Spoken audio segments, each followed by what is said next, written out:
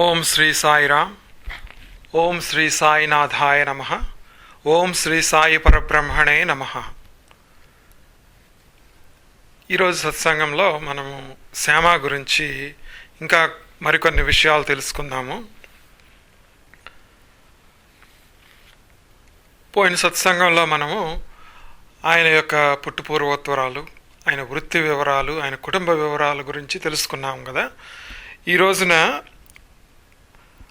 ఆయనకి మొట్టమొదటగా బాబాపై నమ్మకం ఎట్లా కలిగింది, ఆ నమ్మకం కలిగిన తర్వాత ఆయన ఎట్లా బాబాని సేవించారు అన్న విషయాల గురించి మనము పరిశీలిద్దాం. ఈరోజు మాధవరావు చాలా సంవత్సరాలు బాబాను చూస్తూ ఉన్నా ఆయన్ని పూర్తిగా నమ్మటం జరగలేదన్నమాట. సాయి దగ్గరలో ఉన్న బాబాను ఒక ఫకీర్లాగా భావించాడు తప్ప ఎన్నడూ దైవంగా కానీ గురువుగా కానీ చూడటం జరగలేదు. కానీ ఆయన పరమ విష్ణు భక్తుడు. రోజు పూజ చేసుకోవటము, అందరికీ సహాయపడటము, పిల్లలకు పాఠాలు చెప్పటము ఆయన రోజువారీ కార్యక్రమం అన్నమాట. ఇలా దాదాపు 16 సంవత్సరాలు గడిచిపోతాయి. శ్యామకు దాదాపు 31 సంవత్సరాలు వస్తాయి అన్నమాట. శ్యామకు సాయి ఎవరు అన్న విషయం తెలియదు, కానీ కొన్ని సంఘటనల ద్వారా సాయి యొక్క గొప్పతనం ఏంటో తెలుసుకుంటారనమాట. ఒకసారి చిదంబర్ కేశవ్ గాడ్గిల్ అనే ఆయన అహ్మద్నగర్ జిల్లా కలెక్టర్ దగ్గర పనిచేసే కార్యదర్శి అనమాట, అంటే సెక్రటరీ. తను ఒక మహాత్ముడు చెప్పగా షిరిడీలో ఉన్న సిద్ధపురుషుడిని కలవాలి అని షిరిడీకి రావటం జరుగుతుంది. అప్పుడు వారు శ్యామను కలుస్తారు. మా ఊరిలో అటువంటి సిద్ధపురుషుడు ఎవరు లేరు, ఒక ఫకీర్ మాత్రమే ఉన్నాడు అని వాళ్ళకి శ్యామ చెప్తారనమాట. గాడ్గిల్ కొంత అవిశ్వాసంతో బాబాను చూడటం జరుగుతుందన్నమాట. అప్పుడు బాబా, నేను సిద్ధపురుషుడిని గాను, నేను ఒక పిచ్చి ఫకీరును, ముస్లిం ఫకీరును, మీరు ఆ భీమశంకర ఆలయంలో ఉన్న మహాత్ముడినే సేవించండి, అదే మీకు మంచిది, పోండి అని అరవటంతో సాయి యొక్క గొప్పతనం గాడ్గిల్కి అర్థమవుతుందన్నమాట. అదే విషయము శ్యామకు ఆయన చెప్పటం జరుగుతుంది. నేను ఇట్లా అనుకున్నాను, భీమశంకర ఆలయంలో ఉన్న ఒక మహాత్ముడిని సేవిద్దామని, కానీ వాళ్ళు ఆయనే చెప్పటం మూలాన్ని ఇక్కడికి వచ్చాను నేను అని చెప్పి శ్యామకు గాడ్గిల్ చెప్తారనమాట. తర్వాత 1885లో ఆనందస్వామి అనే గురువుని దర్శించడానికి శ్యామ నందూరాం మార్వాడితో కలిసి వెళ్తారనమాట. వాళ్ళు షిరిడీ నుంచి వచ్చారని తెలిసి ఆనందస్వామి బాబాను చూడాలని వాళ్ళతో కలిసి వస్తారనమాట. వీళ్ళకేమన్నా ఆ స్వామిని చూద్దామని వెళ్తే ఆ స్వామి వీళ్ళతో పాటు బాబాను చూడాలని చెప్పి షిరిడీకి రావటం జరుగుతుందన్నమాట.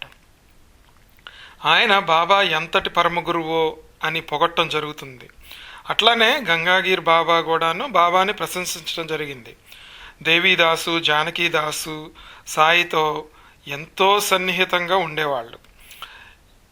ఇవన్నీ చూసి శ్యామకు బాబాపై కొద్దిగా నమ్మకం కుదురుతుందన్నమాట. సరే, ఇప్పటికీ నమ్మకం సరిగా లేదు కాబట్టి ఒకసారి శ్యామ ఏమవుతుందంటే, ఒక భక్తుడు బాబాకు 2 రూపాయలు దక్షిణ పంపించడం జరుగుతుంది. బాబా అప్పుడు అక్కడ లేకపోవడంతో శ్యామ సంతకం చేసి, ఎందుకంటే ఆ పక్కన స్కూల్లోనే ఉన్నారు కాబట్టి సంతకం చేసి ఆ డబ్బులు తీసుకుంటారనమాట. బాబాని పరీక్షించుదామని చెప్పేసి ఆ డబ్బులను మసీదులో ఒకచోట పాతి పెడతాడు. కొన్ని రోజులు గడిచిన తర్వాత శ్యామ ఇంటిలో దొంగలు పడి 200 రూపాయల వస్తువులు పోతాయి అన్నమాట. అప్పుడు శ్యామ బాబా దగ్గరికి వెళ్ళి డబ్బులు పోయిన సంగతి చెప్తాడు. అప్పుడు బాబా, నీకు చెప్పుకోవడానికి నేనున్నాను, నా 2 రూపాయలు పోయి 6 నెలలు అయింది, నేను ఎవరితో చెప్పుకోవాలి అని బాబా అనటంతో శ్యామ బాబా యొక్క సర్వజ్ఞత్వాన్ని అర్థం చేసుకుంటారనమాట.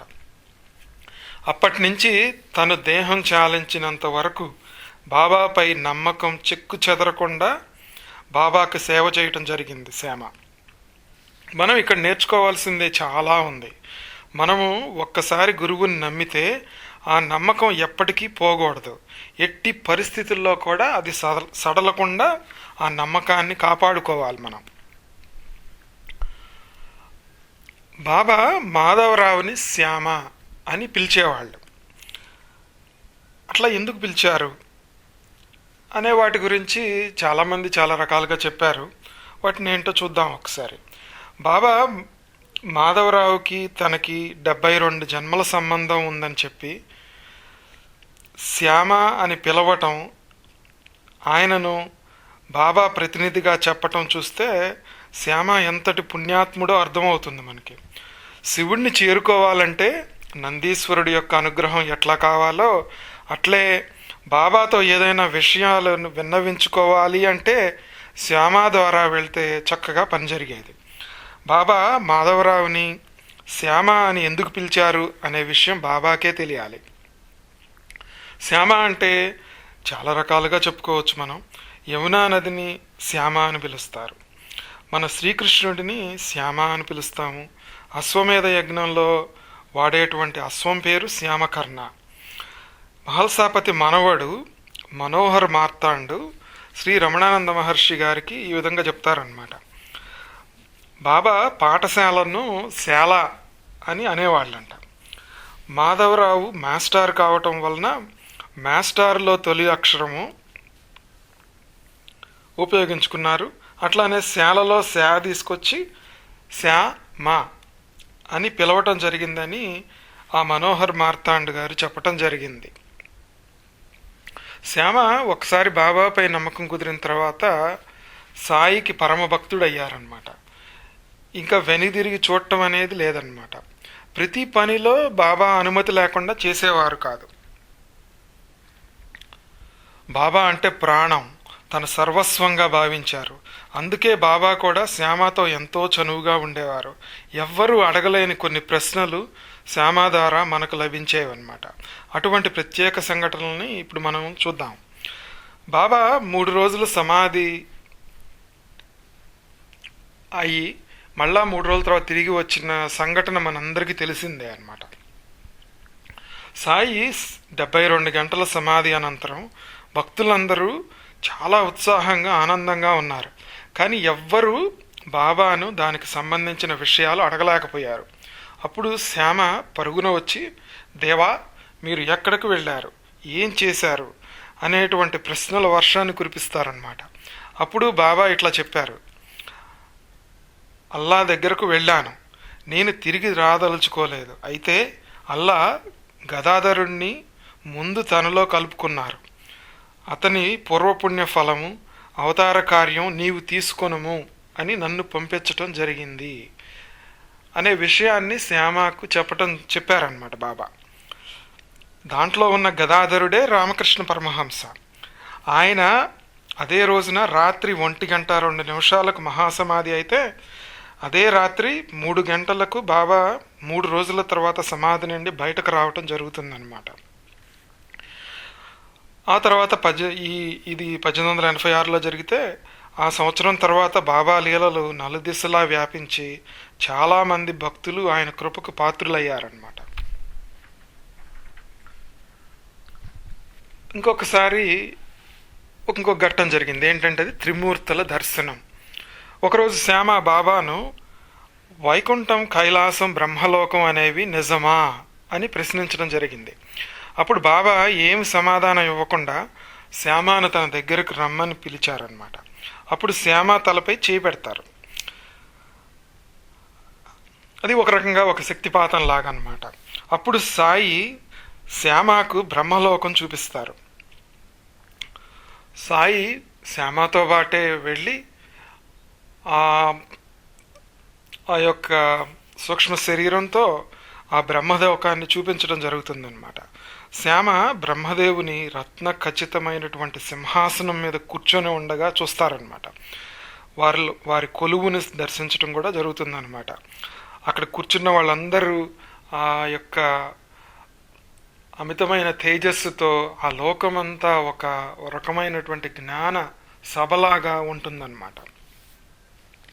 అట్లానే బాబా విష్ణులోకం మరియు కైలాసం కూడా శ్యామకు చూపించడం జరుగుతుందన్నమాట.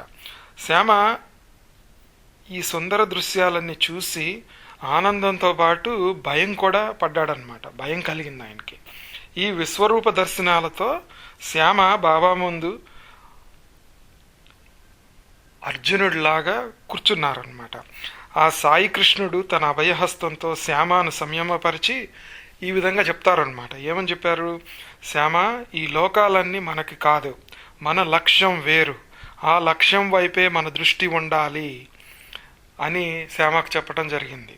ఇక్కడ బాబా ఆ లక్ష్యం గురించి ఏం చెప్తున్నారు అంటే ఆత్మసాక్షాత్కారం గురించి చెప్తున్నారనమాట. మానవుడు ఎప్పుడూ ఈ లక్ష్యాన్ని మర్చిపోకూడదు. ఈ లక్ష్యం మనం మరిచిపోయినప్పుడు మనం ఆత్మహత్య చేసుకున్నట్లే అని మన శాస్త్రాలు చెప్తా ఉంటాయి కదా. ఇక్కడ కూడా మనల్ని బాబా సరైన దారిలో నడిపించడానికే ప్రయత్నించారనమాట. ఇంకొక సంఘటన ఏంటంటే రామాయణంలో వారధి అంటే సేతువు, ఆ బ్రిడ్జ్. శ్యామ ఒకసారి బాబాని ఈ విధంగా అడుగుతారు, దేవా, రాముడు లంకకు వెళ్ళటానికి వారధి నిర్మించారు కదా, దాన్ని 1,000,000 వానరాలు నిర్మించినట్లు చెప్తారు కదా, ఇదంతా నిజమేనా? అప్పుడు బాబా, శ్యామ, అదంతా నిజమే, సముద్రం నిజం, రాముడు నిజంగా అక్కడ ఉన్నాడు. అప్పుడు శ్యామ ఈ విధంగా అడుగుతాడు, దేవా, అన్ని వానరాలు ఎక్కడ కూర్చున్నాయి? 1,000,000 వానరాలు ఎట్లా కూర్చున్నాయి ఆ సముద్ర తీరంలో? అక్కడంత ప్రదేశం ఉందా అని అడుగుతారనమాట. బాబా ఇట్లా చెప్తారు, ఆ కోతులన్నీ కొమ్మల మీద, చెట్ల మీద ఎక్కడ స్థలం ఉంటే అక్కడ కూర్చున్నాయి, అవన్నీ చీమల్లా కనిపించినవి శ్యామ. బాబా, నువ్వు నిజంగా ఇవన్నీ చూసావా అని అడుగుతాడు శ్యామ. బాబా అప్పుడు, స్వయాన నా కళ్ళతోనే నేనే చూశాను శ్యామ. బాబా, నిన్ను మొదట చూసినప్పుడు నీవు సరిగ్గా మీసం కూడా లేకుండా ఉన్నావు, మరి నీవు ఇవన్నీ ఎట్లా చూశావు అని శ్యామ అడుగుతాడు అమాయకంగా. అప్పుడు బాబా, శ్యామ, మన ఇద్దరం చాలా జన్మల నుండి కలిసి ఉన్నాము, నాకు అవి గుర్తున్నాయి, నీకు అవి గుర్తులేవు. అప్పుడు శ్యామ ఇలా అడుగుతాడు, నీకు అప్పుడు ఎన్ని సంవత్సరాలు దేవా? బాబా చెప్తారు, నువ్వు ఇప్పుడు ఎట్లా అయితే నన్ను చూస్తున్నావో అట్లానే అప్పుడు ఉన్నాను అని బాబా చెప్తారు. దేవా, ఇది నిజంగా సత్యమేనా? బాబా చెప్తారు అప్పుడు, శ్యామ, నేను ఎప్పుడైనా ద్వారకామాయిలో అబద్ధం చెప్పానా? అంతా నిజమే. ఈ విధంగా శ్యామ ద్వారా మనకు బాబా నుంచి మంచి విషయాలు తెలియటం నిజంగా మన అదృష్టం అన్నమాట. ఇంకొక సంఘటన మనల్ని అందరినీ ఆశ్చర్యపరుస్తుంది అనమాట. శ్యామ గురించి తెలుసుకుంటే, నిద్రలో బాబా జపం. కపర్దే గారు శ్యామ నిద్ర గురించి ఈ విధంగా రాస్తారు.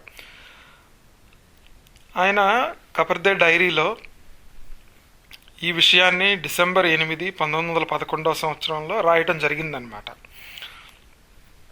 ఆ రోజున వాళ్ళు అక్కడ భజనలు, బాబా గురించిన సంభాషణలు, మిగిలినటువంటి శాస్త్రాల గురించి చర్చ, ఇవన్నీ దీక్షిత్ వాడలో వరండాలో కూర్చొని చేస్తున్నారనమాట. అక్కడికి బొంబాయి నుంచి 2 వ్యక్తులు వచ్చారనమాట. వాళ్ళిద్దరూ చక్కగా వాళ్ళ దగ్గర మంచి మ్యూజికల్ ఇన్స్ట్రుమెంట్స్ ఉండటం మూలాన వాటితో చక్కగా భజనలు పాడతారనమాట. అప్పుడు మన హారతులు రాసినటువంటి భీష్మ గారు కూడా ఉండి ఆయన కూడా భజనలు పాడతారు. మాధవరావు ఆ రోజు అక్కడే పడుకోవాల్సి వస్తుందన్నమాట. అప్పుడు కపర్దే గారు ఈ విధంగా రాస్తున్నారు. ఏమని రాస్తున్నారు? ఇంతకు ముందు శ్యామ గురించి, ఆయన గురక గురించి వినటమే తప్ప ఎప్పుడు కళ్ళారా నా చెవులతో నేను విని ఆనందించలేకపోయాను. ఇప్పుడు ఈ రోజున నేను కళ్ళారా చూస్తున్నాను, నా చెవులతో వింటున్నాను. ప్రతిసారి ఆయన గాలి తీసుకుని వదిలేటప్పుడు చక్కగా ఈ శబ్దం వినిపిస్తోంది. ఏంటా శబ్దము? సాయినాథ్ మహారాజ్, సాయినాథ్ బాబా. గాలి తీసుకొని వదిలేటప్పుడు, గురక వచ్చేటప్పుడు సాయినాథ్ మహారాజ్, సాయినాథ్ బాబా అనేటువంటి శబ్దం ఆయన గురకలో వినపడతా ఉందన్నమాట. ఆయనేమో పూర్తిగా గాఢ నిద్రలో ఉన్నారన్నమాట. ఈ రకంగా శ్యామ నిద్రపోయేటప్పుడు కూడాను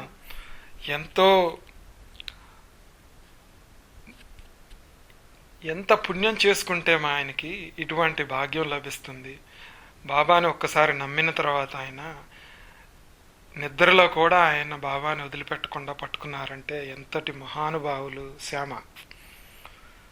ఆయన గురించి మనం చెప్పుకోవటం మన అదృష్టం కూడాను. ఈ విషయాలతో ఈరోజు సత్సంగాన్ని మనం సశేషం చేద్దాము. మరలా వచ్చే సత్సంగంలో శ్యామ గురించి మరికొన్ని విషయాలు తెలుసుకుందాం. ఓం శ్రీ సాయిరామ్. ఓం శ్రీ సాయినాథాయ నమః. ఓం శ్రీ సాయి పరబ్రహ్మణే నమః. ఓం శ్రీ సచ్చిదానంద సద్గురు సాయినాథ్ మహారాజ్ కీ జై.